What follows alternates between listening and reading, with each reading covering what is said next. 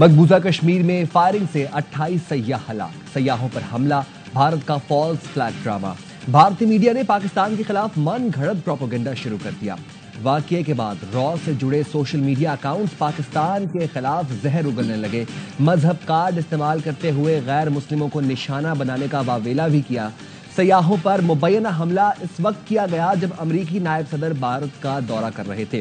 اس سے پہلے بھی مودی حکومت اپنی ناکامیوں پر پردہ ڈالنے اور سیاسی فائدہ حاصل کرنے کے لیے آپریشن کا ڈرامہ رچا چکی ہے۔ کسی غیر ملکی سربراہ کے دورے یا اہم موقع پر فالس فلیگ آپریشن کا ڈرامہ رچانا بھارت کی روایت رہی ہے۔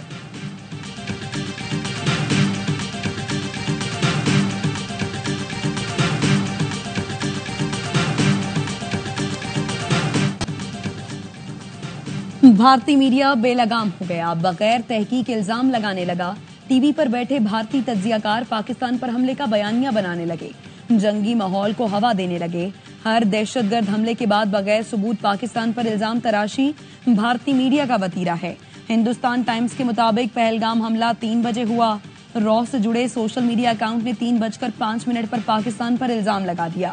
حملے کے 30 منٹ بعد بھارتی سوشل میڈیا اکاؤنٹس نے پاکستان مخالف ہیش ٹیگ چلایا۔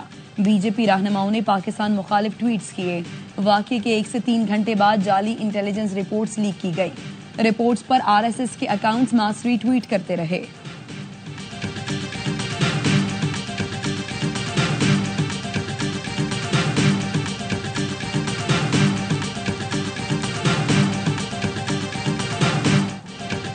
غیر جانبدار نشریاتی ادارے الجزیرہ نے بھارت سرکار کے جھوٹ کا پول کھول دیا۔ الجزیرہ نے بتایا مقبوضہ کشمیر میں اس حملے کی ذمہ داری کسی حریت پسند تنظیم نے قبول نہیں کی۔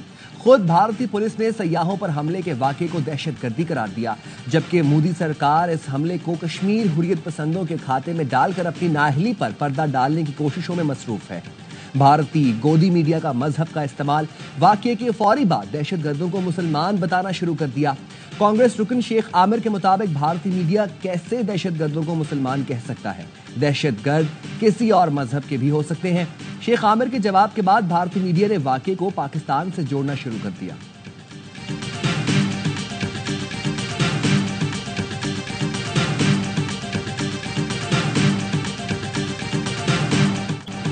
پہلگام حملے کے بھارتی فالس فلیگ ڈرامے پر سوالات اٹھ گئے۔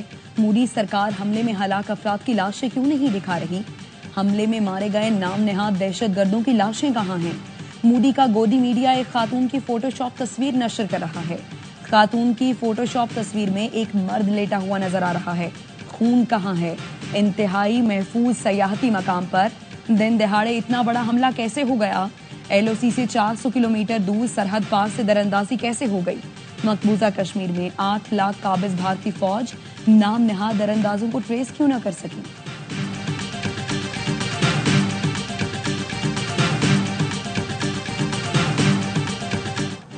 مقبوضہ کشمیر میں سیاحوں کے جانی نقصان پر پاکستان کا اظہار تشویش، ہلاک ہونے والے افراد کے عزیز و اقارب سے تعزیت کا اظہار۔ ترجمان دفتر خارجہ نے زخمیوں کی جلد صحتیابی کے لیے نیک تمناؤں کا اظہار کیا۔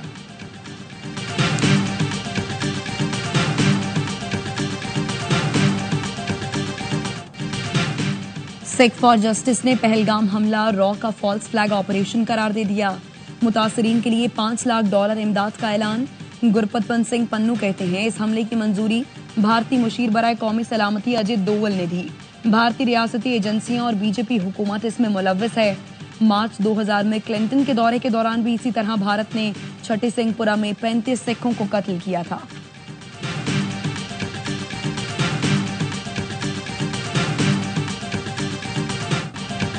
تجزیہ کاروں نے بھی بھارتی پروپیگنڈا مسترد کر دیا۔ سابق وزیر خارجہ جلیل عباس جیلانی کہتے ہیں بھارت کو بغیر ثبوت دوسرے ملکوں پر الزام تراشی نہیں کرنی چاہیے۔ بھارت خود پاکستان میں دہشت گردی کراتا رہا جس کے ثبوت بھی موجود ہیں۔ بریگیڈیئر ریٹائرڈ حارث نواز کا کہنا ہے مودی اور اجیت دوول کی پالیسی کو دنیا سمجھ چکی۔ بھارت کے پاس کوئی ایک ثبوت نہیں ہوتا اور الزام پاکستان پر لگا دیا جاتا ہے۔ احمد سعید منہاس بولے دنیا کو پتا ہے بھارت کس طرح فالس فلیگ آپریشن کر کے مسائل سے توجہ ہٹاتا ہے۔ مودی سرکار امریکی نائب صدر کے دورے کو کیش کرنے کی کوشش کر رہی ہے۔ حیدر نقوی نے کہا بھارت صرف الزامات کی بنیاد پر کھڑا ہے، اس نے ایک بار پھر ڈرامہ رچایا ہے۔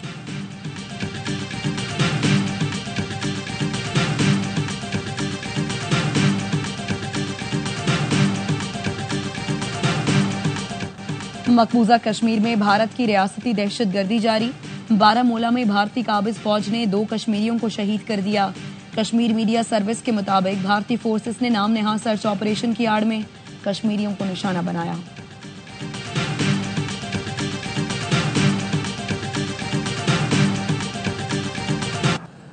IMF ने रवा माली साल के लिए पाकिस्तान की मौशी शरह नमू की पेशगोई 3% से कम करके 2.6% कर दी। IMF की वर्ल्ड इकोनॉमिक आउटलुक रिपोर्ट की तफसीलात सामने आ गईं। आइंदा माली साल में भी शरह नमू में कमी का तखमीना लगाते हुए 3.6% रहने की पेशगोई। रवा माली साल महंगाई की शरह 6.5% रहने की तवक्को। बेरोजगारी की शरह 8% के लगभग। करंट अकाउंट खसारा 1% हो सकता है। रिपोर्ट में कहा गया है कि 29% ट्रंप टैरिफ का असर भी पाकिस्तान पर देखा जाएगा।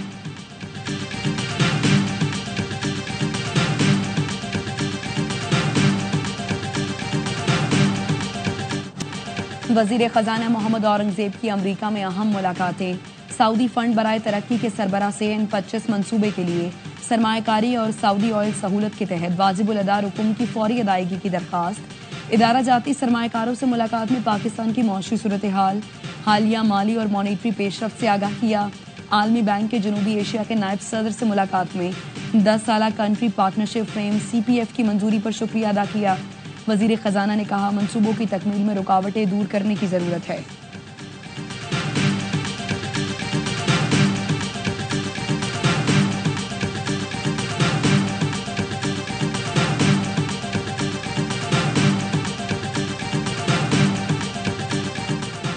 वज़ीर-ए-आज़म के मुशीर के सिंध के सियासी रहनुमाओं से राबते। राना सना का अयाज लतीफ, जैन शाह और राशिद महमूद सोमरो को फोन। वज़ीर-ए-आज़म की जानिब से नहरी मंसूबे पर बैठकर बात करने की दावत दी।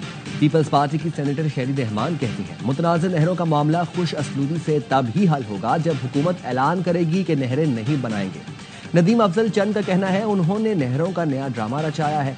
हम आपके नहीं, इस मुल्क और पार्लिमान के इत्तेहादी हैं। आप पंजाब की जमीन के खरीदार हो सकते हैं, वारिस नहीं। चौधरी मंसूर बोले, ये दुनिया की तारीख की पहली नहर है जिसमें रिवर्स इंजीनियरिंग हो रही है।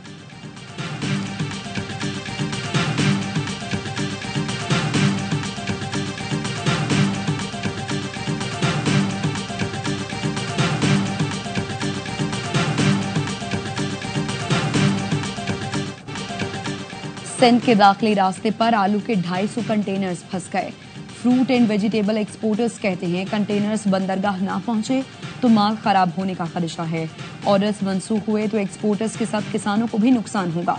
कराची चैम्बर का सक्कर के करीब धरने से शाहरा की बंदिश पर तशवीश का इजहार।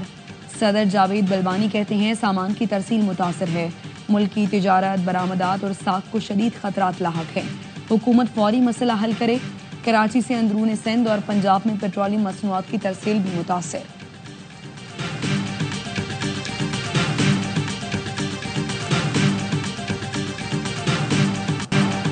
सुप्रीम कोर्ट ने बानी PTI के जिस्मानी रिमांड के लिए दायर पंजाब हुकूमत की अपीलें निपटा दी। अदालत ने कहा, पंजाब हुकूमत चाहे तो ट्रायल कोर्ट से रुजू कर सकती है।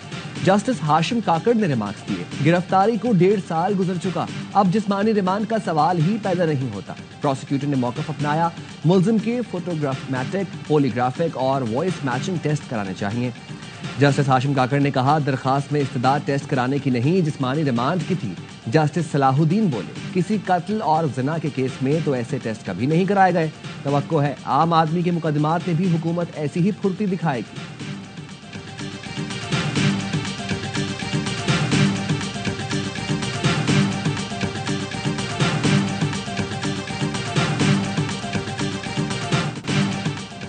पाकिस्तान सही समत में चल पड़ा है।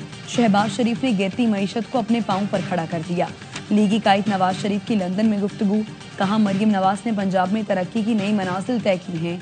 वो पंजाब में कोई भी काम मेरिट के खिलाफ नहीं कर रही। लाहौर को असली हालत में बहाल करेंगे। मेरी सेहत बिल्कुल ठीक है, गलत खबर फैलाई गई।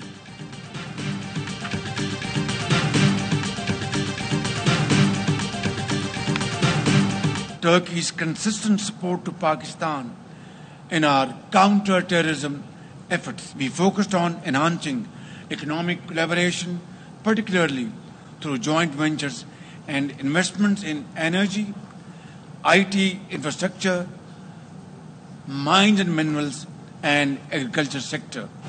پاکستان اور ترکی کا ہر قسم کی دہشت گردی کے خاتمے کے لیے مشترکہ کوششوں کے عزم کا اعادہ. وزیر اعظم شہباز شریف اور ترک صدر کی مشترکہ پریس کانفرنس. شہباز شریف نے کہا رجب طیب اردوان کی قیادت میں ترکی نے مثالی ترقی کی. طیب اردوان ایک دور اندیش اور ویژنری لیڈر ہیں. ملاقات میں دونوں ملکوں کا تجارتی حجم بڑھانے پر اتفاق ہوا. پاک ترکی تجارتی حجم $5 بلین تک لے جانا چاہتے ہیں. ترک صدر بولے دفاعی شعبے میں مشترکہ منصوبے شروع کرنا چاہتے ہیں. ہر قسم کی دہشت گردی کے خاتمے کے لیے پاکستان کی کوششوں کی حمایت کرتے ہیں. عالمی امور پر دونوں ملکوں کے خیالات میں مکمل ہم آہنگی ہے. فلسطین کی آزادی کے لیے ہماری کوششیں جاری رہیں گی.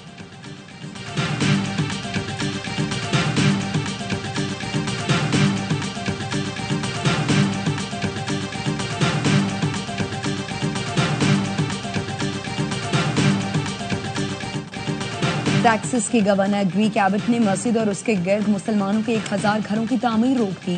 اسلامی سینٹر کے وکیل کا کہنا ہے مسجد اور اس کے گرد گھروں کی تعمیر کوئی جرم نہیں ہے.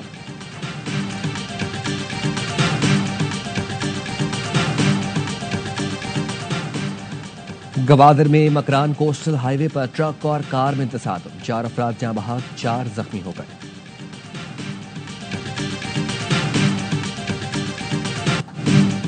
ملتان میں سلطان کی قسمت بدل گئی. ESL 10 میں پہلی فتح درج کر لی.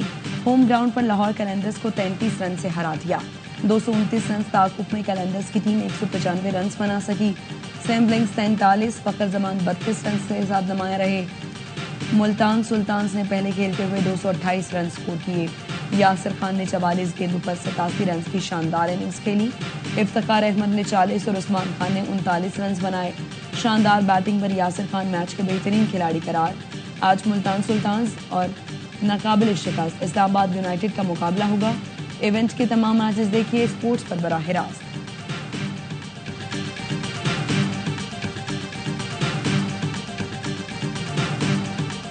اور حج سیزن کا آغاز. مکہ مکرمہ میں اجازت نامے کے بغیر داخلے پر پابندی.